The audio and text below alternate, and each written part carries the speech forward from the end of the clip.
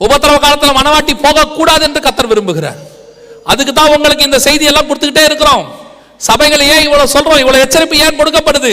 சிலர்லாம் கேட்கறாங்க, ஜனங்கள் கஷ்டத்தோட வராங்க, கஷ்டத்தோட சபைக்கு வரும்போது அவங்க எவ்வளோ ப்ராப்ளத்தோட வராங்க, ஏயா அவங்களே இங்க வந்து நீங்க கஷ்டப்படுத்துறீங்க, ஏன் இங்க வந்து பண்றீங்க, சந்தோஷமா அனுப்புங்க. இல்லைங்க இல்லைங்க, நீங்க கஷ்டத்தோட வரீங்க, நீங்க கஷ்டத்தோட போறீங்க, அதெல்லாம் வேற. சபை என்பது என்னன்னா உங்களை உருவாக்குவதற்காக வைக்கப்பட்ட இடம், உங்களை உங்க ஆத்மாவை பாதுகாக்கிறது வைக்கப்பட்ட இடம். நீங்க சொல்லி பாருங்க, என் பையன் நைட் எல்லாம் கொஞ்சம் கஷ்டப்பட்டு படிச்சான், ஸ்கூலுக்கு போறான், அவன் அங்க போய் சந்தோஷமா போயிட்டு சந்தோஷமா வரட்டும், பெஞ்சில் படுத்து தூங்க விடுங்கன்னா ஒத்துப்பீங்களா? டீச்சரை போய் சொல்லி பாருங்க. அந்த நம்ம அப்பாக்கள்லாம் சொன்ன ஞாபகம் இருக்குன்னு நினைக்கிறேன். இப்போ இருக்கிற அப்பாக்கள்லாம் மோசம், நம்ம அப்பாக்கள் தான் நல்ல அப்பாக்கள். உங்க அப்பா அப்படி சொல்லி இருக்கிறாரா? கொண்டு போய் ஸ்கூல்ல விடும்போது அழகா சொல்லுவாங்க. என்ன சொன்னாங்க ஞாபகம் இருக்குதா? உங்க அப்பால என்ன சொன்ன ஞாபகம் இருக்குதா? எங்க அப்பா சொன்னது ஞாபகம் இருக்கு எனக்கு. கண்ணு ரெண்டையும் விட்டுட்டு தோலை உரிங்கம்பாங்க. யார் அப்பயா சொல்லிருக்காங்களா அப்படி? ஆமா. அப்ப இருக்க அப்பா எல்லாம் சொல்லுவாங்க, சாத்துங்க அவனை போட்டும்பாங்க. இப்ப இருக்கிற அப்பா என்ன சொல்றோம், பையனை அடிச்சவன நான் வரேன் டீச்சர்கிட்ட. அது அப்படி என் பையனை அடிக்கலாம், எப்படி பையன் உருப்பிடுவான்? என்னையும் சேர்த்து தான் சொல்றேன். இன்னைக்கு இருக்க அப்பாலாம் நம்ம தப்பான அப்பாக்கள். அன்னைக்கு அவங்க அன்னைக்கு அப்படி அடிச்சதுனால தான் நம்ம உருவாக்கி இன்னைக்கு நிக்கிறோம். சபை என்பது உருவாக்குற இடம். சபையில வந்து தடவி எல்லாம் கொடுக்க முடியாது, அப்படி தடவி கொடுக்கணும். ஒரு சிலர் சொல்றாங்க, இது வந்து ஒரு நல்ல ஃபேமிலி. ஆமா, ஃபேமிலியில அம்மா அன்பா இருக்கும், அப்பா சாத்துவாரு. அதான உண்மை. அம்மா சாத்தும், அப்பா வந்து அன்பா இருப்பாரு. அம்மா அடிச்சா அப்பா தடவி கொடுப்பாரு, அப்பா அடிச்சா அம்மா தடவி கொடுக்கும். அதான் ஃபேமிலி. அப்ப பாஸ்டர் அன்பா இருக்கிறாரு, இல்ல இங்க அன்பா இருக்காருன்னா என்ன மாதிரி ஒரு ஆள் வந்து சாத்துவான். அதுக்கு தான் என்ன வச்சிருக்காங்க. சிலர் சொல்றாங்க, நீங்க ஏன் சாத்துறீங்க, நீங்க ஏன் சாத்த மாட்டீங்களே, நீங்க என்ன சொல்றீங்க, உங்களுக்கு வரவங்க எப்படி வராங்க? கவலைப்படாதிருங்கள். இங்கே ஒரு சகோதரி உண்டு, அவர் மிகுந்த துக்கத்தோடு இருக்கிறார். கர்த்தர் சொல்லுகிறார், உன் கண்ணீரை துடைப்பேன். எந்த சகோதரி கண்ணீர் இல்லாம இருக்கு? எல்லாம் கட்சி போட்டு தான் உட்கார்ந்துருக்கு. அப்படிதான் சொல்றான். இன்னைக்கு வரவங்க எல்லாம் அப்படித்தான் சொல்றாங்க. சொல்றவங்க சொல்லட்டும், சோத்திரம். நான் யாரையும் குற்றமா சொல்லல, எங்க வேலை அது இல்ல. அவங்க தடவை கொடுக்கட்டும், நாங்க சாத்துறோம். அதான் என் கூட இருக்க ஃப்ரெண்டு சொல்வாரு, ஒருத்தர் கொட்டணுமா ஒருத்தர் தடவணுமா. கொட்டுற வேலையை நான் செய்யற, தடவர வேலையை யாராவது செய்வாங்க, அவ்வளவுதான். ஆனா ஒண்ணு நல்லா தெரிஞ்சுக்கொள்ளுங்க, தடவி தடவி கொடுத்துக்கிட்டே இருந்தீங்கன்னா அது காலில் முங்கியும் தான் இருக்கும். ரெண்டு சாத்துறாதான் பையன் திருந்தோம். இப்ப இருக்க அப்பாக்கள் எப்படின்னா அன்புல திருத்த. பைபிள் என்ன சொல்லுது? பிள்ளைக்கு மதியினம் ஒட்டி இருக்கும், திறமை கையாளணும். ஆமா, அதான் கன்ஃபார்ம், அப்படிதான் சொல்லுது. அதே மாதிரி தான் சபையும். இங்கே வரும்போது நாம் மதியினமாய் வருவோம், பாவத்தோடு வருவோம், குறைவுகளோடு வருவோம், கர்த்தருக்கு பிரியமில்லாத காரியத்தோடு வருவோம். சபைங்கிறது பெர்ஃபெக்ட் பிளேஸ் கிடையாது. நிறைய பேர் சொல்றாங்க, சர்ச்சில் இப்படி நடக்கலாமா, அந்த சர்ச்சில் இப்படி எல்லாம் நடக்கலாமா, அவங்க போய் இப்படி எல்லாம் செய்றாங்களே. Church is not the perfect place. Church is the place to make perfection. இங்க வரவன் பாவியா தான் வருவான், இங்க வரவன் குறைவுள்ளவன தான் வருவான். இங்க போதிக்கிறவனும் அப்படித்தான் இருப்பான். அவனும் நிறைவாக வேண்டும், இருக்கிறவர்களை நிறைவாக்க வேண்டும். அதான் திருச்சபை. அதுக்கு தான் சர்ச்சை கொடுத்து வச்சிருக்கிறார் ஆண்டவர். அப்ப இங்க வந்து சரிப்படுத்துற இடம், இங்க வந்து இப்படித்தான் இருக்கணும். அதான் நல்லதும் கூட. அல்லேலூயா. இப்ப நல்லா கவனிச்சுக்கொள்ளுங்க. 24 மணி நேரம் கண்காணிக்கிறவர்கள் வந்து விட்டார்கள். கண்காணிக்கிற கருவி உங்க கையில கொடுத்துட்டாங்க, எல்லாம் முடிஞ்சு. இப்போ வெளிப்படுத்தின விசேஷம் 13ஆம் அதிகாரம் 17ஆம் வசனத்தினுடைய 2வது பகுதியை பார்க்க போகிறோம். இது இல்லாமல் வாங்கவும் விற்கவும் கூடாதபடிக்கு அந்த மிருகத்தின் முத்திரையாவது நாமத்தையாவது நாமத்தின் லக்கத்தையாவது தரித்துக் கொள்ளுகிறவன் தவிர வேறு ஒருவனும் கொல்லவும் விற்கவும் கூடாதபடிக்கு செய்தது. எப்படி கொல்லவும் விற்கவும் கூடாதபடிக்கு செய்தாங்க அப்படின்னு சொன்னா, உலகம் முழுக்க இந்த ஐசி சிஸ்டம் அல்லது உங்களுக்கு சொன்ன ரெசிடென்ஸ் கார்டு சிஸ்டம் இதை கொண்டு வந்தாங்க. எல்லா நாடுகளையும் கொடுக்கும் போது என்ன பண்ணாங்கன்னா, இந்த கார்டு இல்லாம நீங்க வெளியே போக முடியாதுங்கிற நிலை இருக்கு. உங்க நாட்டை பத்தி எனக்கு சரியா தெரியாது. You must carry the card everywhere. நீங்க எங்க போனாலும் என்ன செய்யணும், கார்டு கொண்டு போகணும். ஏன்? இதோட போட்டோ காப்பி கொண்டு போக கூடாது, ஒரிஜினல் தான் கொண்டு போகணும். அப்படிதான் ரூல் இருக்கா? அதான் ரூல், எல்லா நாட்டிலையும் அதான் rule. You must carry the original. ஏன் அப்படின்னு கேட்டா, அந்த ஒரிஜினல் ஐசில இருந்தா ரேடியோ ஃப்ரீக்வன்சி வரும். உங்களை 24 ஹவர்ஸ் கண்காணிக்கிறதுக்கு தான் என்ன செய்யறாங்க, கேரி பண்ண சொல்றாங்க. இப்போ இது என்ன பண்றாங்க, இதை ஒன் கார்டு சிஸ்டமா மாத்துவாங்க. எப்படி ஒன் கார்டு சிஸ்டம்? ஏற்கனவே உங்ககிட்ட ஒரு 7-8 கார்டு இருக்கும். பிள்ளைகள் பேசக்கூடாது. ஏற்கனவே உங்ககிட்ட ஒரு 7-8 கார்டு இருக்கும். எல்லா கார்டு இருக்கும். பேங்க் கார்டு இருக்கும், டிரைவிங் லைசன்ஸ் இருக்கும், அப்புறம் வந்துட்டு ரெசிடென்ஸ் கார்டு இருக்கும், அப்புறம் நம்ம ஊர்ல ஓட்டர் ஐடி வச்சிருப்பாங்க. இந்த மாதிரி நிறைய கார்டு வச்சிருக்கிறோம். இந்த கார்டு எல்லாத்தையும் என்ன பண்றாங்க, ஒன் கார்டு சிஸ்டமா மாத்துவாங்க. இது வந்து பயோமெட்ரிக்னு பேரு. இந்த ஒன் கார்டு சிஸ்டமா மாத்துறதுக்கு ஃபர்ஸ்ட் என்ன பண்ணுவாங்கன்னு கேட்டீங்கன்னா, இந்த கார்டை எல்லாத்தையும் இணைப்பாங்க.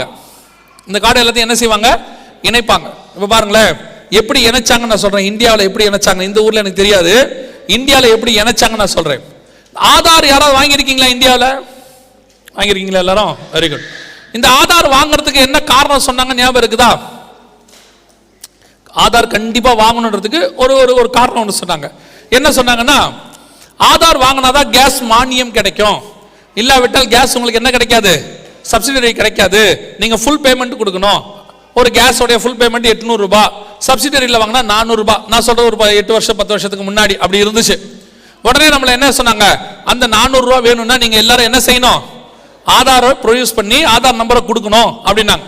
நம்மளும் இந்த 400 ரூபாய்க்காக என்ன பண்ணோம், அத்தனை பேரும் போய் வரிசையில் நின்று ஆதார் வாங்கணும் தானே, எல்லாரும் வாங்கணும். இந்த 400 ரூபாய்க்கு நம்ம என்ன கொடுத்தோம், அதான் முக்கியம். 400 ரூபாய்க்கு என்ன கொடுத்துருக்கிறோம், எதை கொடுக்க கூடாதோ அதை கொடுத்துருக்கிறோம். எதை கொடுக்க கூடாது, உலகத்திலே யூனிக் ஐடி நம்முடைய கைரேகை. இது உலகத்துல யாருகிட்டயுமே இருக்காதுன்னு வச்சுக்கோங்க, நமக்குன்னு கர்த்தர் பிரத்யேகமா கொடுத்தது. இது மட்டும் இல்ல, இந்த மாதிரி நிறைய இருக்கு நம்ம உடம்புல. நம்ம இதை மட்டும் தான் நினைக்கிறோம். கைரேகை அப்படிதான் இருக்கும், உங்க கால் பெருவிரல் ரேகை அப்படித்தான், உலகத்துல வேற யாருக்குமே இருக்காது. உங்க உதடு ரேகை வேற யாருக்குமே இருக்காது. உங்க டிஎன்ஏ வேற யாருக்குமே இருக்காது. உங்க கண் கருவிழி இந்த மாதிரி நிறைய இருக்கு பாடியில. ஆண்டவர் யூனிக்கா கொடுத்து வச்சிருக்கிறார். எல்லாத்தையும் கேட்டாங்க, அத்தனையும் கேட்டாங்க. எவ்வளவு ரூபாய்க்கு? 400 rupees. 400 rupeesக்கு நம்ம டோட்டல் ஃபேமிலியும் போய் 10 விரல் ரேகை, கண் கருவிழி, போட்டோ, எங்க பிறந்தோம், எங்க வளர்ந்தோம், ஆனா பெண்ணா, அப்பா பேரு, மனைவி பேரு, கணவன் பேரு, பிள்ளைகள், அத்தனை பேரோட டீடைல்ஸ் என்ன பண்ணிருக்கிறோம், மொத்தமா கொடுத்துருக்கிறோம். எவ்வளவுக்கு? அதான் ரொம்ப முக்கியம். இதை நான் சொல்லுவேன். நம்ம ஊர்ல எல்லாம் எலி பிடிப்பாங்க, பொறி வச்சு. பிடிச்சிருக்கீங்களா? ஞாபகம் இருக்குதா? எலி பிடிப்பாங்க. அது உள்ள என்ன பண்ணுவாங்கன்னு கேட்டீங்கன்னா, ஒரு சின்ன தேங்காய் பத்தையோ இல்லைன்னா வந்து ஒரு சின்ன கருவாடோ வைப்பாங்க. ஆமா தானே? ஆமா. அது எலி என்ன செய்யும், வந்து கடிச்சோடனே டோர் க்ளோஸ் ஆகிடும். டோர் க்ளோஸ் ஆன பிறகு மறுநாள் காலையில் பார்த்தீங்கன்னா போய் பார்த்தீங்கன்னா எலி நம்மளை பாவமாக பார்க்கும். ஒரு தேங்காய் பத்தைக்கு என் லைஃபே போச்சே அப்படின்ற மாதிரி பாவமாக பார்க்கும். அந்த தேங்காய் பத்தைக்கு பேர் தான் மானியம், சப்சிடரி. வச்ச ஆளுங்களுக்கு பேர் தான் கவர்மெண்ட், ஆன்டி கிரைஸ்ட் கவர்மெண்ட். கடிச்ச எலி யாரு? சும்மா சொல்லுங்க. நம்ம இல்ல, நம்மளை எலியோட கம்பேர் பண்ணிடாதீங்க. ஏன் சொல்றேன்னா, எலி நம்மளை விட அறிவாளி. எந்த எலியாவது ஃபேமிலியா மாட்டி பார்த்திருக்கீங்களா? ஃபேமிலியா எலி தேங்காய் பத்தை கடிக்கிறதுக்கு 2 பிள்ளைகளையும் மனைவியும் கூட்டிட்டு வந்து தேங்காய் பத்தை கடிச்சு பார்த்திருக்கீங்களா? எலி சிங்கிளா தான் மாட்டோம். நம்ம எப்படி வாங்கணும் ரெசிடென்ட் கார்டு? ஃபேமிலியா போய், இல்ல ஆதார் வாங்கும்போது அப்படித்தான் வாங்கணும். எவ்வளவு கிடைக்கும்னா 400 ரூபாய் கிடைக்கும். இப்ப அவங்க என்ன பண்ணாங்க, ஆதார் கார்டை கொடுத்துட்டு அடுத்த ஒண்ணு சொன்னாங்க, கேஸ் மானியம் கொடுப்போம், ஆனா கையில கொடுக்க மாட்டோம். எங்க போடுவோம்? பேங்க்குக்கு போங்க. எப்படி உங்களை இணைச்சாங்கன்னு நான் சொல்றேன். பேங்க்குக்கு போங்கன்னு சொன்னாங்க. இப்ப நம்ம பேங்க்குக்கு போனோம்னா அவன் கேட்டான் ஆதார் நம்பர் கொடு. சோ கேஸ், பேங்க், ஆதார் 3 ஒண்ணாச்சு. இப்போ பேங்க்குக்கு போன உடனே அவங்க என்ன சொன்னாங்க, உங்களுக்கு மானியம் வந்து சப்சிடரி வந்திருக்குதா இல்லையாங்கிறத என்ன பண்ணுவோம், ஒரு எஸ்எம்எஸ் வழியா சொல்லுவோம். எவ்ரிபடி வாண்ட் டு கிவ் என்ன கொடுக்கணும்? ஆமா, ஒரு செல்போன் நம்பர் கொடுக்கணும். இப்ப செல்போன் நம்பர் வாங்கணும்னா என்ன பண்ணணும்? ஆதார் நம்பர் கொடுக்கணும். எப்படி லிங்க் பண்றாங்க பாருங்க. இப்படி பணத்தாசை எல்லாத்தையும் வைக்கும் வேற இருக்குது. ஒவ்வொரு நாட்டுக்கும் ஒவ்வொரு மாதிரி. எல்லா நாட்டுக்கும் மானியம் கிடையாது. நீங்க நினைக்க கூடாது எல்லா நாட்டுக்கும் இதே மாதிரி தேங்காய் பத்தை வச்சாங்கன்னா கிடையாது. இந்தியாவுக்கு மட்டும்தான். அவங்களுக்கு போதும், அவனுக்கு சின்ன 400 ரூபாய் கொடுத்தா போதும், மொத்த பேரையும் பிடிச்சலாம் முடிவு பண்ணிட்டான். அமெரிக்காவுக்கு அந்த கான்செப்ட் கிடையாது. அமெரிக்கா கான்செப்ட் வேற. அங்க ஃபைன், உங்ககிட்ட ஐசி இல்லாட்டி ஃபைன். மலேசியாவுக்கு போனீங்கன்னா அதே நிலைமை தான். ஐசி இல்லாம வெளியே போனோம்னா அவங்க ஊர்ல வந்து எத்தனையோ ரிங்கிட் ஃபைன், 300 ரிங்கிட்லாம் ஃபைன் போட்டுருவாங்க. அப்போ ஒவ்வொரு நாட்டுக்கு ஒவ்வொரு விதமா. அவனுக்கு பயம் இருந்தா பயத்தை வச்சு பிடிச்சான், இவனுக்கு பணத்தாசை இருந்தா பணத்தாசை வச்சு பிடிச்சான். ஒவ்வொரு நாட்டுக்கு எப்படி பிடிக்கணுமோ அப்படி பிடிச்சாங்க. ஆனா அவங்க ஒரே நோக்கம், அத்தனை பேரையும் கார்டு சிஸ்டத்துக்குள்ள கொண்டு வரணும். அந்த கார்டு ஒன் கார்டு சிஸ்டமா இருக்கணும். இப்ப பாருங்க, இது மலேசியா கார்டு. இந்த கார்டுல பாருங்க எல்லாமே ஒன் கார்டுல இருக்கும். இங்க பாருங்க, ஏடிஎம் இருக்கா? ஏடிஎம்னா உங்களோட பேங்க் கார்டு இதான் டிரைவிங் லைசென்ஸ். அடுத்து touch and go. Touch and கோனா என்னன்னா, டோல்கேட் இருக்கு பாத்தீங்களா? இப்ப இங்க இல்ல, நம்ம ஊர்ல டோல்கேட் இருக்கு. வேர்ல்டு வைட் எல்லா நாட்டிலும் டோல்கேட் இருக்கு. இந்த டோல்கேட்டை கிராஸ் பண்றதுக்கு நம்ம காசு கொடுப்போம்ல, அந்த காசு கொடுக்கிற கார்டும் இதே கார்டு தான், டோல் கார்டுன்னு சொல்லுவாங்க. இப்போ இந்தியாவில் அதுக்கு பேர் ஃபாஸ்ட் டேக், ஈஸி டேக், இப்படி நிறைய சொல்லுவாங்க. மலேசியால டச் அண்ட் கோன்னு பேர். அதுக்கு நீங்க இதை யூஸ் பண்ணிக்கலாம். இதே சிஸ்டம் இப்ப இந்தியாக்குள்ள கொண்டு வந்துட்டாங்க, ஒன் கார்டு சிஸ்டம். இதை தான் சொல்றேன். இந்த ஒன் கார்டு சிஸ்டம் இந்தியாவுக்குள்ள வந்துருச்சு. இனிமேட்டு ஒரே ஆதார் தான், இது உள்ள எல்லாத்தையும் நீங்க கொண்டு வரலாம். பேங்க், டிரைவிங் லைசன்ஸ், உங்களுடைய காரியங்கள் எல்லாத்தையும் இணைச்சிட்டாங்க. ஆல்ரெடி கொஞ்சம் கொஞ்சமா உள்ள கொண்டு வந்து அத்தனை பேரையும் ஒன் கார்டு சிஸ்டம்க்கு என்ன செஞ்சிட்டாங்க, கொண்டு வந்து முழுவதுமாக ஒன் கார்டு சிஸ்டத்துக்குள்ள கொண்டாந்தாச்சு. இனிமேட்டு மேபி 2020 அவங்க என்ன சொல்லியிருக்கிறாங்க, ஒரே அடையாள அட்டையாக மாற்ற சாத்தியம் உள்ளது. என்ன செய்ய போறாங்க, அத்தனைக்கு சேர்த்து ஒரு ஐசி. இந்த ஐசி இனிமேட்டு நீங்க வேற எதுவும் கிடையாது. இதுதான் உங்க டெபிட் கார்டு, இதுதான் உங்க கிரெடிட் கார்டு, இதுதான் உங்க டிரைவிங் லைசன்ஸ், இதுதான் உங்க டோல் கார்டு, இதுதான் உங்க ஓட்டர் ஐடி, இதுதான் உங்க பாஸ்போர்ட், இதுதான் உங்களுடைய ஆதார் ஐசி, அத்தனையும் ஒரே கார்டு தான். இதான் அவங்க சொல்லியிருக்காங்க. இது ஏற்கனவே மலேசியால வந்திருக்கு, யுஎஸ்ல பண்ணிருக்காங்க, யூரோப்ல பல நாடுகள்ல பண்ணியாச்சு, வேர்ல்ட் வைட் உலகம் முழுக்க பண்ணி முடிக்க போறாங்க. அதுல மிகப்பெரிய நாடு இந்தியா. ஏன்னு சொன்னா இந்தியாவை செஞ்சு முடிச்சாச்சுன்னா உலக மக்கள் தொகையில 6ல் 1 பங்கு ரெடின்னு அர்த்தம். ஆல்ரெடி யூரோப் ஃபுல்லா ரெடி ஆயிருச்சு. இப்ப எல்லா நாட்டிலையும் வேகமாக கொடுத்து கொண்டிருக்கிறார்கள். கர்த்தர் சொன்னபடி வெளிப்படுத்தல் 13:17 இது இல்லாமல் நீங்கள் இனி எதையும் வாங்க முடியாது. பேங்க்குக்கு போக முடியாது, ஏடிஎம் எடுக்க முடியாது, டிரைவிங் லைசன்ஸ் கிடையாது, உங்களுக்கு மேரேஜ் ரெஜிஸ்டர் பண்ண முடியாது, கார் வாங்க முடியாது, வீடு வாங்க முடியாது, எதுவுமே வாங்க முடியாது. எதா இருந்தாலும் இதுதான். எந்த அளவுக்கு அவங்க போயிருக்கிறாங்க இது இல்லாமல் அப்படின்னு கேட்டா அனௌன்ஸ் பண்ணிருக்காங்க. இந்தியாவில் என்ன பண்ணிருக்காங்க, இனிமேட்டு டிராவல் பண்ணணும்னா, ஃபிளைட்ல டிராவல் பண்ணனா, டிக்கெட் நீங்க பர்ச்சேஸ் பண்ணனா கண்டிப்பாக உங்களுக்கு என்ன வேணும், இது வேணும். இந்த ஆதார் நம்பர் கொடுத்தாதான் உங்களுக்கு ஃபிளைட் டிக்கெட்டே கொடுக்க போறாங்க. இங்க இருக்கு பாருங்க, ஆதார் நம்பர் கொடுத்தாதான் ஃபிளைட் டிக்கெட்டே புக் பண்ணுவாங்க. அதுலயும் பெரிய விஷயம் என்ன அப்படின்னு சொல்லி கேட்டீங்கன்னு சொன்னா, இது டிக்கெட் வாங்கும் போது தான் ஆதார் நம்பர். ஆனா டிராவல் பண்ணும்போது உங்களுடைய பயோமெட்ரிக் கைரேகை கேட்பாங்க. அவங்க சொல்றாங்க பாருங்க, இனி டிராவல் பண்ணும்போது அத்தனை பேரும் கைரேகை வச்சாதான் டிராவல் பண்ண முடியும்னு சொல்றாங்க. இது எதை குறிக்குது தெரியுமா, இங்க இருக்கு பாருங்க, டிக்கெட் வாங்கும் போது ஆதார் நம்பர் கொடுக்கணும், உங்களுடைய பயோமெட்ரிக் நம்பரை கொடுக்கணும். ஆனா டிராவல் பண்ணும்போது ஆதார் கார்டு இருந்தா பத்தாது, என்ன வேணும், உங்களோட கைரேகை வேணும். அதாவது கைரேகை வச்ச உடனே இந்த கைரேகையும் அந்த சிஸ்டத்துல வர கைரேகைக்குரிய நம்பரும் டிக்கெட் புக் பண்ணிருக்கிற நம்பரும் ஒரே நம்பரான்னு பார்ப்பாங்க. இருந்தாதான் நீங்க டிராவல் பண்ண முடியும். இதைத்தான் நம்ம ஆண்டவர் சொல்றாரு, இது இல்லாமல் நீ எதுவுமே செய்ய முடியாது. இப்ப நீங்க டிராவலே பண்ண முடியாது, ஒரு இடத்துல இந்த நாட்டுக்கு என்ன செய்ய முடியாது, போக முடியாது. இந்த கைரேகை வைக்கிறது என்னன்னா வெளிப்படுத்தல் 13:16 தங்கள் வலது கைகளிலாவது நெற்றிகளிலாவது இதை போடுவாங்கன்னு இருக்கு. இப்ப கொண்டாந்தாச்சு. வேர்ல்டு வைட் பயோமெட்ரிக், எங்க வேணா போங்க, எல்லா இடத்துலயும் கைரேகை. இமிகிரேஷனுக்கு போனா கைரேகை, அல்லது நீங்க ரேஷனுக்கு போனா கைரேகை, டிக்கெட் வாங்கினா கைரேகை, பேங்க்குக்கு போனா கைரேகை, எந்த கவர்மெண்ட்டுக்குள்ள நுழைஞ்சாலும் கைரேகை, எல்லா இடத்துலயும் பயோமெட்ரிக் ஐடி. இந்த ஒரு காலத்துல கைரேகை கை நாட்டு வச்சோம்னா படிக்காதவங்கன்னு அர்த்தம். இப்போ கைரேகை வச்சா தான் நீங்க படிச்சவர்னே அர்த்தம். உங்க சிக்னேச்சரை நம்ப மாட்டாங்க, உங்க நம்பரை நம்ப போறதில்ல, எதுவும் நம்ப போறதில்ல. Everybody must have the biometric ID. என்னது, உங்களுடைய கைரேகை வைக்கணும். வெளிப்படுத்தல் 13:16 உங்களை ரெடி பண்ணுது இப்போ உலகம். இதெல்லாம் நம்ம கண்ணுக்கு முன்னாடி நடக்குது. இது ஃபிளைட்ல போறதுக்கு. அடுத்து ட்ரெயின்ல போறதுனாலும் அதே சிஸ்டம் தான். ட்ரெயின்ல போறதுனாலும் இனிமேட்டு நம்பர் வேணும், இனிமேட்டு பயோமெட்ரிக் ஐடி வைக்கணும். ஒவ்வொரு டோலுக்கும் இனி வருது. இந்தியாவில் டிசம்பர் 1 இருந்து டோல்கேட்ல பணம் வாங்க போறது கிடையாது, அனௌன்ஸ் பண்ணிட்டாங்க. ஃப்ரம் டிசம்பர் 1 இருந்து டோல்கேட்ல என்ன வாங்க போறது இல்ல, பணம் கிடையாது. அத்தனை பேரும் கார்டு சிஸ்டம் தான், ஸ்வைப் பண்ணணும். எல்லா டோல்லையும் போட்டான். All over India, from Kashmir to Kanyakumari வரைக்கும். இனி இந்தியாக்குள்ள டிராவல் பண்ணணும்னா பயோமெட்ரிக் சிஸ்டம் இருந்தா தான் பண்ண முடியும், காசு இருந்தா பண்ண முடியாது. அடுத்த ஸ்டேஜுக்கு போயிட்டு இருக்கு வேர்ல்டு. எல்லா நாட்டிலையும் இது நடக்குது. You must carry the biometric ID, குறிப்பாக உங்களுடைய கார்டு சிஸ்டம். அத்தனையிலும் வெளிப்படுத்தல் 13:17 100% ஆம் என்றும் ஆமேன் என்றும் நிறைவேறி விட்டது. மிருகத்தின் முத்திரை, நாமம், இலக்கம் இல்லாமல் எதையும் வாங்க முடியாது, விற்க முடியாது. ஆண்டவர் சொன்ன தீர்க்க தரிசனம் துல்லியமா நிறைவேறிடுச்சு. இவ்வளவு விஷயத்தை நாங்க சொல்லும் போது சிலர் என்ன நினைக்கிறாங்கன்னா, நான் பயமுறுத்துறேன்னு நினைக்கிறாங்க. நிறைய பேர் என்ன சொல்றாங்க, ஒருத்தர் சொல்றாரு, பெரிய ஒரு ஊழியக்காரர் சொன்னார், எதுக்கு ஜனங்களை பயமுறுத்தணும், இயேசு வரார் அவ்வளவுதானே, அதை சொல்லிட்டு போலாமே, இதெல்லாம் ஏன் நடக்குது? ஆமாம், இயேசு வராருன்னு மட்டும் யோவான் சொல்லியிருக்கலாம். நல்ல கனி கொடாத மரங்கள்லாம் வெட்டுண்டு அக்கினியில் போடப்படும் ஏன் சொல்லணும்? ஏன் சொல்லணும்? இயேசுநாதர் வந்து சாதாரணமா மனம் திரும்புங்கள் பரலோக ராஜ்யம் சமீபத்திற்குன்னு சொல்லியிருக்கலாம்.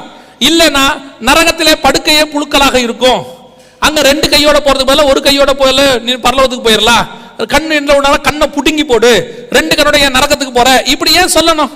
கேஷுவலா சொல்லலாமே. இயேசுநாதர் மனம் திரும்புங்கள் பிள்ளைகளே பரலோக ராஜ்யம் சமீபத்திற்கு சொல்லலாம்ல. வெள்ளை அடிக்கப்பட்ட கல்லறையை ஏன் சொல்லணும்? பரிசுத்த ஆவியானவர் வரும்போது பாவத்தை குறித்து மட்டுமல்ல, நீதியை குறித்து மட்டுமல்ல, நியாய தீர்ப்பை குறித்தும் கண்டித்து உணர்த்துவார். இன்னைக்கு ஜனங்களுக்கு அது பயமுறுத்துறாங்க. எனக்கு என்ன பெரிய ஆச்சரியம்னா, இந்த நியூஸ் எதுவும் எந்தில்ல. நான் சொல்றது புரியுதா? இந்த நியூஸ் எதுவும் எந்தில்ல. இதுல எழுதிருக்குதே இதுவும் எந்தில்ல. இதை எழுதினது யாரோ, இதை செய்யறது யாரோ, ரெண்டும் ஒன்னா இருக்குன்னு மட்டும் சொல்றது என் வேலை. எதுக்கு என் மேல கோச்சிக்கிறீங்க? சரி, நான் சொல்றதே உங்களுக்கு பயமா இருக்குது, நடக்குமே. கேட்கறதுக்கே பயமா இருந்துச்சுன்னா நீங்க அந்த சிச்சுவேஷனுக்குள்ள போவீங்களே. 10 வருஷத்துக்கு முன்னாடி நாங்க நடக்கும்னு சொன்னது இப்ப நடக்குது. இப்ப அடுத்து என்ன சொல்ல போறோம் தெரியுமா? அந்த ஆள் அப்பயே வாய வச்சாம்பா. இப்ப அதையும் கூட அவன் ஒத்துக்க மாட்டான். இப்ப எரேமியா வந்து நேபுகாத் நேச்சார் வந்து தேவாலயத்தை இடிக்க போறான்னு சொன்னா அவனை பிடிச்சி காவல் கிணறுல போட்டாங்களே ஒழிய இந்த பயம் மனம் திரும்பல. அப்படித்தான் இப்போ பாதி சபை இருக்கு. ஏன் நீங்க இதெல்லாம் சொல்லணும்? ஏன் பயமுறுத்தணும்? பயமுறுத்தலடா, இதான் உண்மை. நீ கேட்டாலும் கேட்காவிட்டாலும் இதான் நடக்க போகுது. கேட்கறதுக்கு கஷ்டப்பட்ட காதை முடிக்க, ஆனா நடக்கும். ஒரு சிஸ்டர் வந்து கூப்பிட்டுருக்காங்க அவங்க கணவரை, இந்த மாதிரி எம்டி ஜெகன் மீட்டிங் நடக்குது வாங்க போலான்னு. இப்போ அவர் சொல்லியிருக்கிறார் நீ போ, நான் வரலன்னு. அவங்க கேட்டாங்க ஏன் வர மாட்டீங்க? அவர் சொன்னாராம், அதனால நல்லா தான் பேசுறான், ஆனா வீட்டுக்கு போகும்போது பயமுறுத்தி அனுப்புறான், நைட்ல தூக்கம் வர மாட்டேங்குதுன்னு. இதுல பயமுறுத்துறதுக்கு என்ன இருக்கு? நீங்க யோசிச்சு பாருங்க. விஷயம் இதுதான். நீங்க ஏற்றுக்கொண்டாலும் ஏற்றுக்கொள்ளாவிட்டாலும் இது நிச்சயம் நடக்கும். வரப்போகிறது உண்மை. என்ன முந்தி கொஞ்சம் தூரமா இருந்துச்சு, இப்ப வாசப்படிக்கு வந்துருச்சு. அதை சொல்ல வேண்டியதான் எங்க பொறுப்பு. எச்சரிப்பு கொடுக்கிறோம், காஷன் கொடுக்கிறோம்.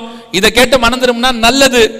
இல்லையா, நேத்து நான் உங்களுக்கு சொன்னேன், இன்னைக்கு ஆண்டவர் உறுதிப்படுத்தினார் எனக்கு. திருப்பியும் சொல்றேன், உங்களுக்கு இப்பொழுது சத்தியம் சொல்லப்படுகிறது. நான் போகிறேன், மந்தையை தப்ப விடாத ஓநாய்கள் வரும். இதே தேசத்துக்கு வரும், கள்ள உபதேசம் வரும், கள்ள போதகம் வரும், உங்களை ஏமாத்துகிறவர்கள் வருவார்கள். இதே உபதேசத்துக்கு ஆப்போசிட்டான உபதேசம் ஒன்று வரும். அதெல்லாம் கவலைப்படாதீங்க, வருகை இப்ப வராதுன்னு கூட சொல்லுவாங்க. நன்மையும் தீமையும் உங்களுக்கு முன்பாக கர்த்தர் வச்சிருக்கிறாரு. நீ மனம் திரும்புறது உன் கையில தான் இருக்கு. ஆண்டவர் சொல்லிட்டாரு, இதான் சத்தியம். ஏற்றுக்கொண்டு மனம் திரும்பினால் உங்களுக்கு நல்லது. நாங்க மஸ்கத்துக்கு வந்துட்டு உங்ககிட்ட 3 நாளா பேசுறோம். என் குடும்பத்தை பத்தியோ, என்னுடைய தேவைகளை பத்தியோ, என் குறைவுகளை பத்தியோ உங்ககிட்ட ஒரு வார்த்தை பேசல. கர்த்தருடைய கிருபையில இனி பேச போறதும் இல்லை. உங்களுக்கு என்ன தேவையோ அதான் சொல்லியிருக்கிறோம். உங்க ரத்த பலிக்கு நாங்கள் நீங்களாக இருக்கிறோம். சொல்ற சத்தியத்தை சொல்லியாச்சு. கேட்டு மனம் திரும்பினா நல்லது. நீங்க பயமா இருக்கு, இல்ல கஷ்டம், இப்படிலாம் நடக்காது. நான் எதுக்கு இவ்வளவு தூரம் சொன்னேன்னா, நாங்க சொல்லும் போது பயமுறுத்துறோம், நடக்காது இப்படி எல்லாம் சொன்னாங்க. இந்த இப்போ பத்திரிகைகள் எழுதுது, இங்க பாருங்க, இது எவ்வளவு எழுதிருக்கான் பாருங்க. நாங்க சொன்னது எவ்வளவு உண்மைன்னு சொல்லி ஆனந்த விகடன் பத்திரிகையில 3/5/2017 ஆதார் ஏன் அவசியமாகிறது அப்படிங்கிற தலைப்புல இந்த ஆதார் அட்டையினுடைய ஆபத்தை முழுக்க முழுக்க எழுதியிருக்கிறாங்க. இதனுடைய பிரச்சனை என்னன்னு சொல்லி நாங்க சொன்னா பயமுறுத்துறோம்.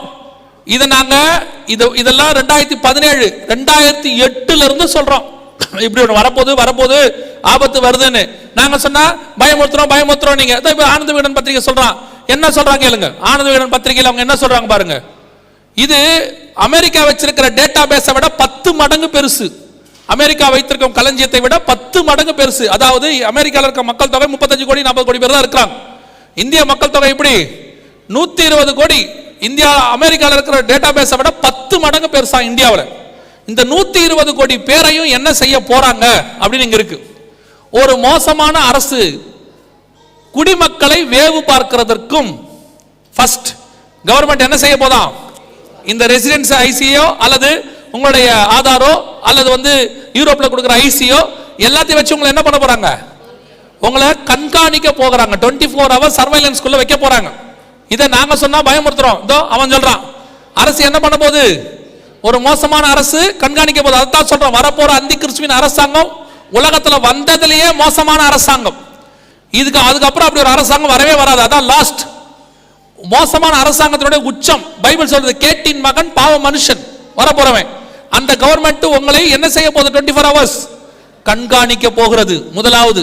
இரண்டாவது, குடிமக்களை வேவு பார்க்கவும் எதிர்ப்பாளர்களை முடக்குவதற்கும் இதைவிட சிறந்த ஆயுதம் இருக்க முடியாது. எதிர்ப்பாளர்களை எப்படி முடக்க போறாங்க? இனிமேட்டு இந்த டார்ச்சர், அடிக்கிறது, உதைக்கிறது அந்த கான்செப்டே கிடையாது.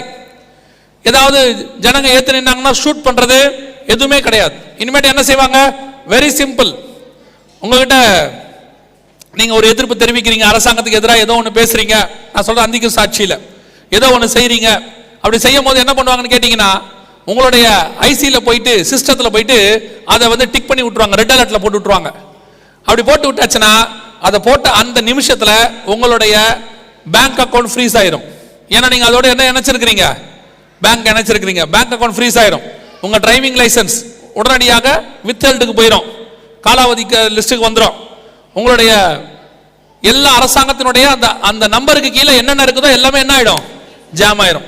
இப்போ நீங்க போய் அக்கௌண்ட் நம்பரை போட்டீங்கன்னா, ஏடிஎம் மிஷின்ல கார்டை போட்டீங்கன்னா மிஷின் சொல்லும் உங்களுடைய தற்காலிகமாக உங்கள் அக்கௌண்ட் தடை செய்யப்பட்டிருக்கிறது. உங்களுடைய ஐசி, டிரைவிங் லைசன்ஸ் எல்லாம் தடை செய்யப்பட்டிருக்கும். உங்களுக்கு கீழே உங்க பிள்ளைகள் இருப்பாங்க, உங்க பிள்ளைகளுக்கு நம்பர் கொடுக்குறாங்க. தெரியுமா? தெரியுமா தெரியாதா? ஒரு காலத்துல நம்பர் கொடுக்கும்போது எல்லா நாட்டிலையுமே நம்பர் கொடுக்கும்போது, மலேசியால ஃபர்ஸ்ட் நம்பர் கொடுக்கும்போது 15 வயதுக்கு மேற்பட்டவர்களுக்கு தான் நம்பர்னு சொன்னாங்க, 12 வயதுக்கு மேற்பட்டவர்களுக்கு தான் நம்பர்னு சொன்னாங்க. இந்தியால முதல்ல ஆதார் கொடுக்கும்போது 15 வயதுக்கு மேற்பட்ட பிள்ளைகளுக்கு தான் ஆதார், அதுக்கு கீழே அந்த மேஜரானவங்களுக்கு உண்டு, கீழே கிடையாதுன்னு சொன்னாங்க. அப்பவே நாங்க சொன்னோம், இல்ல குழந்தைகளுக்கும் கொடுப்பாங்க. ஏன் கொடுப்பாங்கன்னா, பைபிள் சொல்லுது வெளிப்படுத்தல் 13:16 சிறியோர் பெரியோர் ஐஸ்வர்யவான்கள் இருக்கு, சின்ன பிள்ளைகளுக்கும் தருவாங்க. நான் எப்பவும் சொல்லுவேன், ஒரு விஷயம் ஆப்போசிட்டா நடக்கும் பைபிளுக்கு, ஆனா கவலையே படாதீங்க, அது பைபிள் சொன்னபடி தான் நடக்கும். திருப்பி அது என்னதான் அவங்க சட்டம் ஆப்போசிட்டா போட்டாலும் பைபிள் என்ன சொல்லுதோ அப்படிதான் நடக்கும். 15 வயசுக்கு மேற்பட்டவங்களுக்கு 12 வயசுக்கு மேற்பட்டவங்களுக்கு சொன்னாங்க, ஆனா பைபிள் சொல்லுது சின்ன பிள்ளைகளுக்கு என்ன செய்வோம்? தருவோம்னு சொல்லுச்சு. இப்ப சின்ன பிள்ளைகளுக்கு தராங்க. உங்க ஊர்லயுமே ரெசிடென்ஸ் யாருக்கு தராங்க? சின்ன பிள்ளை இருக்கா இல்லையா? உண்டு. இன்னைக்கு தான் பேசிட்டு இருந்தோம். இப்ப போனா உங்க சின்ன பிள்ளைகளுக்கு என்ன கொடுக்குறாங்களாமா? நம்பர் கொடுக்குறாங்க. இந்தியால பிறந்த குழந்தைகளுக்கு ஐசி. அப்ப என்ன பண்ணுவாங்க? இதுக்கு கீழே உங்க பிள்ளைகள் இருக்கும். உங்களுடைய ஐசிக்கு கீழே யார் இருப்பா? உங்க பிள்ளைகள் இருப்பாங்க. உங்களை முடக்கும் போது உங்க பிள்ளைகளை முடக்கிறோம். ஸ்கூலுக்கு போக முடியாது, அட்டெண்டன்ஸ் இருக்காது, கொடுக்க மாட்டாங்க, எதுவும் பண்ண முடியாது. சரி ஓகே, இதுக்கு மேல இங்க இருந்தா பிரயோஜனம் இல்ல, பேசாம கிளம்பி நம்ம வெளிநாட்டுக்கு வேலைக்காவது போயிடலாம். அந்த நாட்டில் போய் சர்வலை போயிட்டு நீங்க ஏர்போர்ட்டுக்கு போனீங்கன்னா உங்க பாஸ்போர்ட்டை கொடுத்த உடனே பாஸ்போர்ட் என்ன செய்யப்பட்டிருக்கும்? முடக்கப்பட்டிருக்கும். அடுத்து சரி இங்க இருந்து கிளம்பி கள்ள தோணியை பிடிச்சி வேற நாட்டுக்காவது போயிருவோம் கடல் வழியான்னு சொல்லி அங்க போய் இறங்குனீங்கன்னா அங்க இருக்கிற போலீஸோ அங்க இருக்கிற கவர்மெண்ட்டோ பிடிச்சா உங்க கைரேகையை வச்ச உடனே சொல்லும், இவர் இந்தியாவிலே தேடப்படுகிறவர். இதுதான் பைபிள் சொல்லுது. உங்களை ஒரு காலத்துல வாங்கவும் விற்கவும் கூடாதபடிக்கு தடுப்பாங்கன்னு. இப்ப ஆனந்த விகடன் சொல்லுது, எதிர்ப்பாளர்களை முடக்குவாங்கன்னு சொல்லுது. இது வரைக்கும் அது சொன்னது கூட பரவாயில்லைங்க. ஆனா இதுக்கப்புறம் ஒண்ணு சொன்னா பாருங்க, அவனும் வர வர இந்த சவுலும் தீர்க்கதரிசிகள் ஒருவனாக எண்ணப்பட்டான்னு இருக்கு பைபிள்ல. அந்த மாதிரி ஆனந்த விகடன் பத்திரிகைக்காரன் கூட பரவாயில்ல, அவனுக்கு கூட அறிவு இருக்கு. இப்ப அதுதான் இப்போ ஆனந்த விகடனுக்கு இருக்கிற அறிவு நான் சொல்லல, ஏற்கனவே நான் நிறைய சொல்லிடுறேன், என் மேல பிரச்சனையா இருக்கு. அவன் என்ன சொல்றான் பாருங்களேன், குடிமக்களை வேவு பார்ப்பதற்கும் எதிர்ப்பாளரை முடக்குவதற்கும் இதைவிட சிறந்த ஆயுதம் இருக்க முடியாது. யூதர்களின் வீடுகளை இலக்கமிட்டு தாக்கிய ஹிட்லர் போன்றவர்களுக்கு நவீன தொழில்நுட்பம் வழங்கிய ஆயுதமாய் கூட இதை மாற்றும் சாத்தியம் உள்ளது. அவன் என்ன சொல்றான், ஹிட்லர் வந்து ஃபர்ஸ்ட் என்ன பண்ணார்னா அவங்க சிட்டிசன்ஸ்க்கெல்லாம் நம்பர் கொடுத்தார், 5 டிஜிட் நம்பர். அந்த 5 டிஜிட் நம்பரை எல்லாரும் வாங்கணும்னாரு 1936ல. அத்தனை பேரும் இதே மாதிரி ரிஜிஸ்டர் பண்ணாங்க. ரிஜிஸ்டர் பண்ண உடனே அவர் பண்ண முதல் வேலை, யார் யூதர்கள் யார் ஜெர்மனிக்காரங்கன்னு வேறு பிரிச்சார்.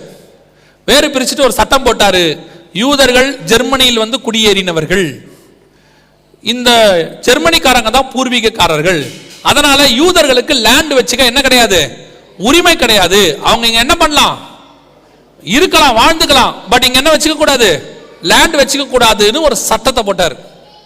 அதான் ஃபர்ஸ்ட் சட்டம் ஆரம்பிச்சிச்சு. அப்புறம் கொஞ்சம் கொஞ்சமா யூதர்களுக்கு எதிர்ப்பா மாறி கொலை செய்யற அளவுக்கு அவர் போயிட்டார், நம்ம எல்லாருக்கும் தெரியும். அதான் அவன் சொல்றான், அன்னைக்கு அவன் எப்படி அந்த நம்பரை வச்சு ஜனங்களை வேறு பிரிச்சு குறிப்பிட்ட கூட்டத்தை சித்திரவதை செஞ்சானோ, அது மாதிரி ஹிட்லர் மாதிரி ஒருத்த வந்தா அவனுக்கு இது ரொம்ப யூஸ்ஃபுல். அவன் வச்சிருந்ததை விட இது ரொம்ப யூஸ்ஃபுல். ஆமா, எவ்வளவு பெரிய ப்ராபசி தெரியுமா?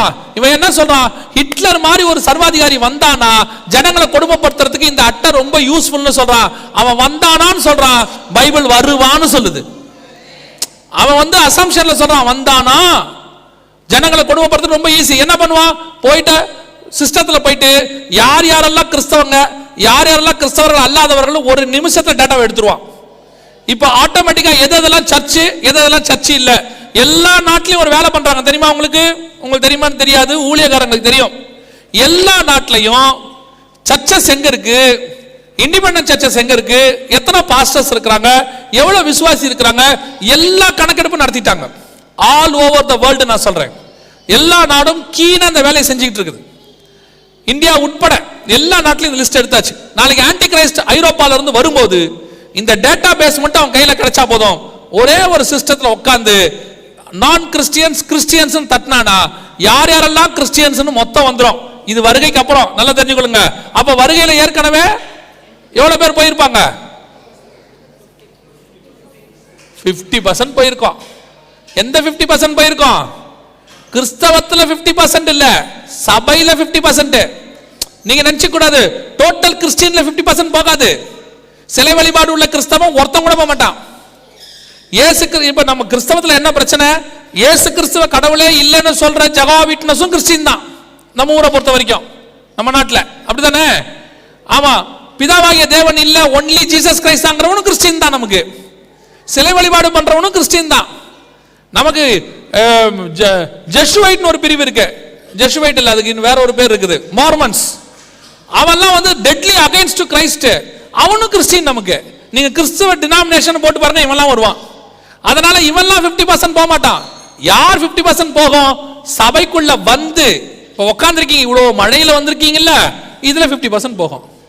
இப்ப உங்களுக்கு தேவை யார் அந்த 50%? யாருன்னு நீங்களே முடிவு பண்ணீங்க. அப்ப ஒரு கூட்டம் போயிடும், மிச்சம் இருக்கிற கிறிஸ்டியன்ஸ் அப்படியே டேட்டா பேஸ் எடுத்துருவான். சித்திரவதை செய்வார்கள். அன்னைக்கு யூதர்களை ஹிட்லர் செய்ததை விட மோசமா செய்வாங்கன்னு பத்திரிக்கை சொல்லுது. இதை நாங்க சொன்னா பயமுறுத்துறது. அவன் சொல்றான், தெளிவா சொல்றான், ஹிட்லரை விட மோசமான ஒருத்தன் வந்தான்னு சொல்றான். நாங்க சொல்றோம் கண்டிப்பாக வருவான், கண்டிப்பாக வருவான். வந்து முழு உலகத்தையும் ஆன்டி கிறிஸ்டியன் கவர்மெண்ட், அதாவது கிறிஸ்தவத்துக்கு எதிரான அரசாங்கம் ஒன்று உருவாகும். அந்த கிறிஸ்தவத்துக்கு எதிரான அரசாங்கம் ஒன்று வரும்பொழுது அதற்கு தலைவராக வருகிறவனுக்கு பேர் தான் ஆன்டி கிரைஸ்ட். கிறிஸ்தவத்துக்கு எதிரானவன் அர்த்தம், அவ்வளவுதான். கிறிஸ்தவத்துக்கு எதிராக இருக்கிறவன்லாம் யார் தான்? ஏன்னா பைபிள் சொல்லுது 2 தெசலோனிக்கேயர் 2:4 அவன் எதிர்த்து நிற்கிறவனாயும் கிறிஸ்துவையும் சபையையும் எதிர்க்கிற எல்லாருக்குள்ளையும் என்ன ஆவி இருக்கிறது? அந்தி கிறிஸ்துவின் ஆவி இருக்கிறது. இந்த அந்தி கிறிஸ்துவின் ஆவி இருக்கிறவன்லாம் அந்தி கிறிஸ்து இல்ல, ஆனால் அந்த ஆவிக்கென்றே ஒருத்தன் வருவான், அவன் தான் அந்தி கிறிஸ்து என்று வேதம் சொல்லுது. அவன் கையில நீ முழு உலகத்தையும் ஒப்படைக்கிறதுக்கான எல்லா வேலையும் செஞ்சு முடிச்சாச்சு. இப்ப இன்னும் ஒரே ஒரு காரியம் இருக்கு, அதை மாத்திரம் சொல்லிட்டு நான் ஜெபம் பண்ணி இந்த 3ஆம் நாள் கூட்டத்தை முடிக்க விரும்புகிறேன். நல்ல கவனிங்க. இந்த கார்டு சிஸ்டம் முடிஞ்சிருச்சு. கார்டு சிஸ்டம் என்ன ஆயிடுச்சு? முடிஞ்சிருச்சு. நீங்க நினைக்கிற மாதிரி இவ்வளவு நேரம் நான் சொன்னது எல்லாமே இன்னும் 1 வருஷம் தாங்கினா பெரிய விஷயம். இந்த கார்டு சிஸ்டத்தை வேர்ல்டு ஃபுல்லா ஒழிச்சுக்கிட்டே வராங்க. பயோமெட்ரிக் சிஸ்டம்னு வேற ஒண்ணுக்குள்ள போறாங்க. என்ன சிஸ்டம்? இது கூட இந்தியாவில் அனௌன்ஸ் பண்ணியிருக்காங்க. என்ன சொல்றாங்க பாருங்க, வரும் 2020 எல்லா கார்டு சிஸ்டமும் ஒழிஞ்சிடும். எல்லா கார்டு சிஸ்டமும் ஒழிஞ்சு அதுக்கு பதிலா வேறொன்று வரப்போகிறது. என்ன வரப்போகுது அப்படின்னா, அதையும் கொஞ்சம் கொஞ்சமா இப்பவே மீடியா வழியா உங்க மைண்ட்ல என்ன செய்யறாங்க? ஏத்திக்கிட்டு இருக்கிறாங்க. இது சமீபத்தில் டிவியில வந்த ஒரு விளம்பரம். இந்த விளம்பரத்தை நல்லா கவனிங்க. இந்த விளம்பரத்தில் அவங்க என்ன சொல்ல வரான்னு மட்டும் கவனிங்க. இவர் வந்து என்ன செய்யறாரு, தன்னுடைய பிள்ளைகளுக்கு ஒரு 1/2 லிட்டர் பால் கேட்கிறார். பால் கொடு 1/2 லிட்டர். அவன் சொன்னா 2000 ரூபாய். இல்ல சார் வாங்குறதுல சேஞ்ச் இல்ல. அடுத்து அவர் கேட்கிறார், வேற என்னப்பா வேணும்? மொபைல் பேமெண்ட் கொடுக்கட்டா, கார்டு ஸ்வைப் பண்ணட்டா? இல்ல எதுவுமே வாங்குறது இல்ல. அடுத்தவர் கேட்கிறாரு, செக் எழுதி கொடுக்கட்டா? இல்ல அதுவும் வாங்குறது இல்ல. கடைசியா சொல்றாரு, என் வாட்சை வச்சுக்கிட்டாது என் பிள்ளைக்கு 1/2 லிட்டர் பால் கொடுங்கிறாரு. அதுவும் வாங்குறது இல்ல. அப்புறம் வேற என்னதான்ப்பா வேணும்? உன் கைரேகை தான் வேணுங்கிறான். நல்ல கவனிங்க, என்ன சொல்ல வரான்னு கவனிங்க. அவன் என்ன சொல்றான்? உன் கைரேகையை வச்சு ஆதார் நம்பரை போட்டா உனக்கு பால் கிடைக்கும் அப்படின்னு சொல்றான். இது சமீபத்தில் வந்ததான டிவியில வந்த ஒரு விளம்பரம். இந்த விளம்பரத்தினுடைய பின்புலத்தை கவனிங்க. அவர்கிட்ட பணம் இருக்கு, புரியுதா? பணம் இருக்கு, பேங்க்ல பணம் இருக்கு, கார்டு இருக்கு, செக் இருக்கு, பண்டமாற்று பொருள், பழைய பொருள், பழைய மெத்தடு, வாட்ச் எல்லாம் இருக்கு. ஆனா 1/2 லிட்டர் பால் கிடைக்காது. அவன் சொல்ல வரான் 1/2 லிட்டர் பால் கிடைக்காது. அந்த காலத்திலே கர்ப்பவதிகளுக்கும் பால் கொடுக்கிறவர்களுக்கும் ஐயோ. அப்ப என்னதாங்க வேணும்? உன் கை ரேகை தான் வேணும். உன் கையை வச்சு நம்பரை போட்டா வெளிப்படுத்தல் 13, 16, 17 தங்கள் தங்கள் வலது கைகளிலாவது ஒரு நம்பர் இருந்தா எதையும் வாங்க முடியும், விற்க முடியும். எத்தனை துல்லியமான தீர்க்க தரிசனம், எத்தனை துல்லியமான தீர்க்க தரிசனம்.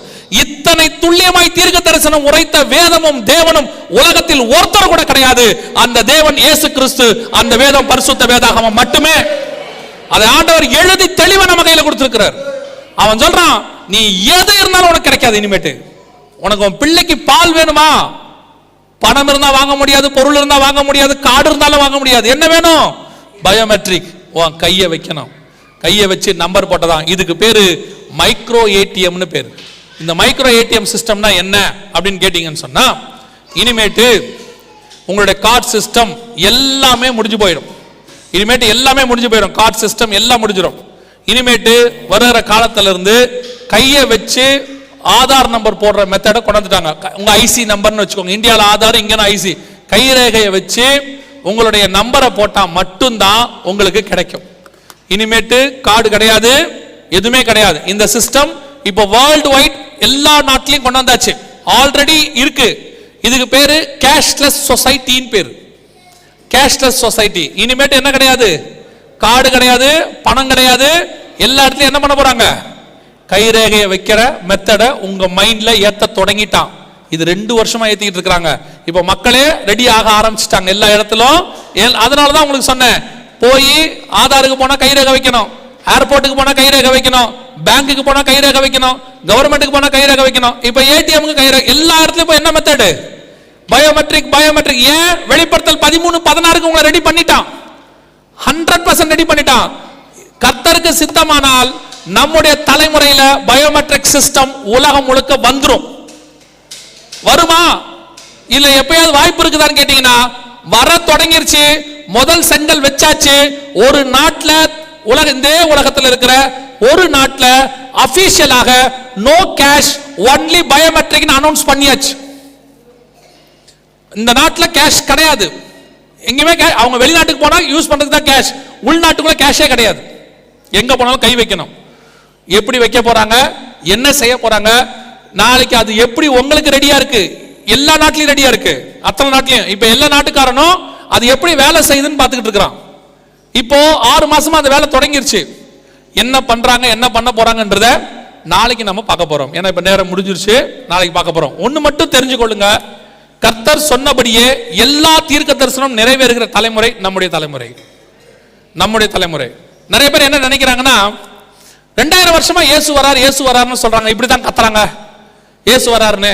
இப்ப இந்த ஆளும் கத்துறான், அதெல்லாம் வரமாட்டாருங்க அப்படின்னு. நான் சொல்றேன், ஏனோக்கு தேவன் பூமியை நியாயம் தீர்க்க வருகிறான்னு சொன்னதுக்கும் நோவா நியாயம் தீர்க்க வருகிறான்னு சொன்னதும் ஒரே மெசேஜ். ரெண்டுத்துக்கும் இடைப்பட்ட காலம் எவ்வளவு தெரியுமா? இடைப்பட்ட காலம் ஏறக்குறைய 660 வருஷம். இன்னும் சொல்ல போனா 969 வருஷம் ஏனோக்கு இந்த காஸ்பல் சொல்லி இருக்கிறார். மெத்துசலாவுடைய காலகட்டம் வரைக்கும் சொல்லி இருக்கிறாரு. அதை ஏனோக்கு மட்டும் 300 வருஷம் சொல்லி இருக்கிறார். அதுக்கு பிறகு 600 வருஷம் அந்த காஸ்பல் இருக்கு. திருப்பி நோவா வந்து கடைசியா சொல்றாரு, 100 வருஷமா சொல்றாரு. நோவாவும் எத்தனை வருஷம் சொன்னாரு? 100 வருஷம் சொன்னாரு. பூமி அழிய போது, பூமி அழிய போது, தண்ணில அழிய போது. ஆனா ஏனோக்கு சொன்னதுக்கும் நோவா சொன்னதுக்கும் வித்தியாசம் இருக்கு. ஏனோக்கு சொன்ன போது பேழை கட்டப்படவில்லை, நோவா சொன்ன போது பேழை கட்ட ஆரம்பித்து விட்டார்கள். ஏனோக்கு சொன்ன போது எல்லா ஜோடு ஜோடா மிருகங்கள் பேழைக்குள் வரவில்லை, நோவா சொன்ன போது எல்லாம் அவனை தேடி வர தொடங்கி விட்டது. ஏனோக்கு சொன்ன போது காலம் நிறைவேறவில்லை, நோவா சொன்ன போது காலம் நிறைவேறுது. இத்தனை வருஷம் சொன்னதுக்கு இப்ப சொல்றதுக்கு வித்தியாசம் இருக்கு. இத்தனை வருஷம் சொன்ன போது அடையாளங்கள் நடைபெறவில்லை, நம்ம ஜெனரேஷன்ல எல்லா அடையாளங்களும் நடைபெற தொடங்கி விட்டது. எந்த காலத்திலும் இல்லாம இந்த காலத்துல தான் கர்த்தர் சொன்னபடி, அது குறிப்பா இந்த 70 வருஷம் இஸ்ரேல் வந்ததே ஒரு மிகப்பெரிய அடையாளம். இஸ்ரேலுங்கிற தேசம் 3000 வருஷம் கழிச்சு தனி நாடா மாறி இருக்கு. எகோனியா காலத்துல, சிதேக்கியா காலத்துல, நேபுகாத் நேச்சார் அடிமைத்தனத்துல போன இஸ்ரவேல் அதுக்கப்புறம் தனி நாடா மாறவே இல்ல. ஏதாவது ஒரு நாட்டுக்கிட்ட அடிமையில இருந்துச்சு. ஆனா ஆண்டவர் சொன்னார் தனி நாடா மாறும்னு. மாறிச்சு. நம்ம தலைமுறை தான் மாறி இருக்கு. நம்ம தலைமுறை தான் எருசலேம் தலைநகரா மாறி இருக்கு. நம்ம தலைமுறை தான் தேவாலயம் கட்டுறதுக்கு எல்லாம் ரெடி பண்ணிருக்கான். இந்த ஜெனரேஷன் கர்த்தருக்கு சித்தமானால் எனக்கு தெரியாது. வேதம் தெளிவா சொல்லுது, அவர் வரும் நாளாகிலும் நாளிகையாகிலும் பிதா ஒருவரை தவிர மற்ற ஒருவனும் அறியான். நான் டேட் சொல்ல, வருஷம் சொல்ல, எதையும் சொல்ல. ஆனா ஒன்று, நடக்கிற அடையாளங்களை வைத்து பார்க்கும்போது நம்முடைய தலைமுறை கர்த்தருடைய வருகையை பார்ப்பதற்கு நிறைய வாய்ப்பு இருக்கிற தலைமுறை. ஏன்னா இந்த தலைமுறை தான் நிர்விசாரமான தலைமுறை. அதெல்லாம் வரமாட்டாரு, அதெல்லாம் நடக்காது எல்லாம் சொல்றான். ஆனால் நினையாத நாளிலே மனுஷகுமாரன் வருவார். சொல்லியும் செய்யாதிருப்பாரோ, வசனத்தும் நிறைவேற்றாதிருப்பாரோ. அவர் சொன்ன வார்த்தைகளில் ஒன்றும் விழுந்து போகவில்லை, ஒன்றும் தவறி போகவில்லை. அவர் சொன்ன இத்தனை தீர்க்க தரிசனம் துல்லியமாய் நடக்குமானால் அவர் வருவேன் என்கிற வாக்கு தத்தமும் மிக துல்லியமாய் நடக்கும். அல்லேலூயா. இனி காலம் செல்லாது. இயேசு கிறிஸ்துவை சொந்த ரட்சகராக ஏற்றுக்கொள்ள வேண்டும். இந்த வருகையில போனதா என்ன செய்யணும்? இயேசுவின் ரத்தத்தால பாவ மன்னிப்புக்கு ஒப்பு கொடுக்கணும். ஒப்பு கொடுத்தது மாத்திரமல்ல, அதுல உண்மையா இருக்கணும். ரட்சிப்பு பூரணப்படணும். நிறைய பேர் சபைக்கு வந்துறாங்க, அதான் வேதம் சொல்றது, அனுதினமும் ரட்சிக்கப்பட வேண்டும். உங்க ரட்சிப்பு என்ன செய்யணும்? பூரணப்பட வேண்டும். முடிவு பரியந்தம் நிலை நிற்கிறவனே ரட்சிக்கப்படுவான். என்ன கேட்டு பாருங்க, நான் 10 வருஷம் முன்னாடி ரட்சிக்கப்பட்டேன். உன் ரட்சிப்பு இன்னைக்கு எப்படி இருக்கு? இன்னைக்கு கர்த்தருக்கு முன்பாக எப்படி இருக்கிறோம்? அதுதான் கர்த்தருக்கு முக்கியம். 3 வருஷம் இயேசு கூட இருந்துட்டு கடைசி 3 நாள்ல திருடனா மாறிட்டான் யூதாஸ். நாண்டு கொண்டு செத்தான். ஆனா வாழ்நாளெல்லாம் திருடனா வாழ்ந்துட்டு கடைசி 3 மணி நேரம் சிலுவையில இயேசுவை ஏற்றுக்கொண்டான் ஒரு கல்ல. அவன் அவரோடு கூட பரதீசிக்கு போயிட்டான். நீ இத்தனை வரைக்கும் எப்படி இருந்தது முக்கியம் இல்ல, முடிவின் காலத்துல நீ எப்படி இருக்க அதுதான் ரொம்ப முக்கியம். இயேசு கூட 3 வருஷம் அப்போஸ்தலனா இருந்தான். கடைசி 3 நாள் திருடனா போனான். எல்லாம் போச்சு, அத்தனையும் போச்சு. எத்தனை வருஷம் சபைக்கு வரீங்கன்றது முக்கியம் இல்ல, அவர் வரும்போது நீங்க எப்படி இருக்கீங்க அதுதான் முக்கியம். உங்க ரட்சிப்பு பூரணப்படுறதுக்கு டெய்லி ஜெபம் பண்ணுங்க. 2வது, சபைக்கு வந்தோம், இன்னும் தண்ணியில மூழ்கி ஞானஸ்நானம் எடுக்கல, பிதா குமாரன் பரிசுத்தாவின் நாமத்தினால தண்ணியில மூழ்கி ஞானஸ்நானம் எடுக்கலனா கண்டிப்பாக எடுக்கணும். ஏன் ஞானஸ்நானம் எடுக்கணுமா? அவசியமா? ஒருத்தர் வந்து என்ன கேட்டாரு, கல்ல ஞானஸ்நானம் எடுத்தானா? நான் சொன்னேன், நீ கல்லனா இருந்தா எடுக்காத, நல்லவனா இருந்தா எடு. ஏன் கல்ல ஞானஸ்நானம் எடுக்கலன்னு தெரியுதுல்ல? இயேசுநாதர் ஞானஸ்நானம் எடுத்தார்ல, எடுத்தாரா இல்லையா? உனக்கு கல்ல முக்கியமா இயேசுநாதர் முக்கியமா? இயேசுநாதர் ஞானஸ்நானம் எடுத்தாரு, சீஷர்கள் ஞானஸ்நானம் எடுத்திருக்காங்க, அத்தனை பவுல் ஞானஸ்நானம் எடுத்திருக்காரு. இதெல்லாம் மண்டையில ஏறல, மண்ணாங்கட்டி பேசுது. கல்லை எடுத்தானா? இவன் ஒரு கல்ல திருட்டு பைய. நல்லா கவனிங்க, கல்ல ஞானஸ்நானம் எடுக்கல, அவன் பரலோகத்துக்கும் போல, அவன் பாரடைஸ் ஆவிகள் இளைப்பாறுகிற இடத்துக்கு போனான். ஆனா தெரிஞ்சுக்கொள்ளுங்க, இயேசு கிறிஸ்து ஞானஸ்நானம் எடுத்தார், அவர் பரலோகத்திற்கு போனார். உங்களையும் ஞானஸ்நானம் எடுக்க சொல்றாரு, நீங்க பரலோகத்துக்கு போ. அதனால தான் வேதம் சொல்லுது, ஒருவன் ஜலத்தினாலும் ஆவியினாலும் பெறவாவிடில் பரலோக ராஜ்யத்துக்குள் பிரவேசிக்க மாட்டான். யூ மஸ்ட் பேப்டிசம் எடுக்கணும், தண்ணியில மூழ்கி எடுக்கணும். சின்ன வயசுல கொடுத்தாங்க, குழந்தையில கொடுத்தாங்க, தண்ணி தெளிச்சாங்க. ஞானஸ்நானம் என்றால் ஞானம் வந்த பிறகு எடுக்கிற ஸ்நானம் தான் ஞான ஸ்நானம். ஞானம் எப்ப வரும்? நீதிமொழிகள் 1:7 சொல்லுது, கர்த்தருக்கு பயப்படுதலே ஞானத்தின் ஆரம்பம். எப்ப கர்த்தருக்கு பயப்படுவோம்? தீமை விட்டு விலகுதலே கர்த்தருக்கு பயப்படுகிற பயம். அப்ப ஞானஸ்நானம் எப்ப எடுக்கணும்? தீமை விட்டு விலகி கர்த்தருக்கு பயந்து இனி பாவம் செய்ய மாட்டேன்னு சொல்லி பாவத்துக்கு மரித்து நீதிக்கு உயிர்த்தெழுதல், அதுக்கு பேர் தான் ஞானஸ்நானம்.